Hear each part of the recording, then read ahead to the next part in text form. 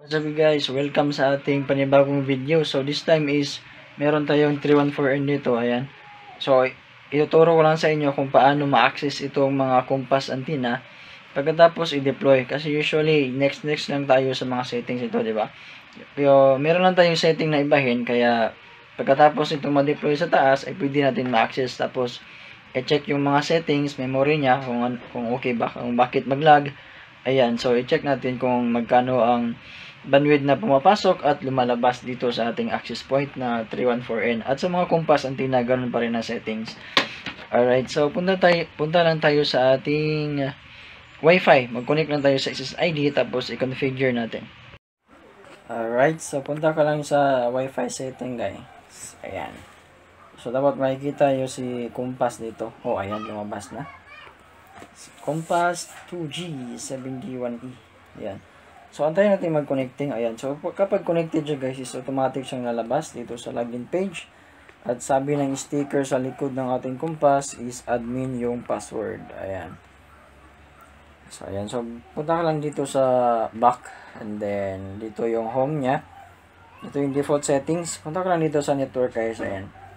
So, yung pinaka-trick ng ating settings is dito sa LAN mangyayari. Ayan. So, kasi yung PC Wi-Fi or hotspot natin is may default na gateway 10.0.0.1. Kaya ang gagawin natin guys is bigyan natin si compass ng specific na IP. So, gawin natin 10.0.0.22 for example. So, ikaw na bahala anong favorite na host IP mo ilalagay dyan. So, ayan. So, kapag i-save natin ito guys, ito yun na yung maging login IP. Default login IP ni, ay hindi na pala default.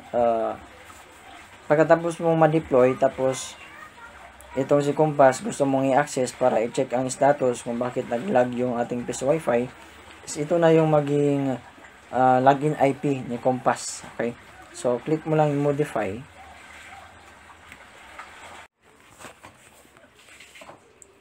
Alright, so matapos natin guys, i-save or i-modify, mawala yung, ma-disconnect tayo, mawala yung SSID.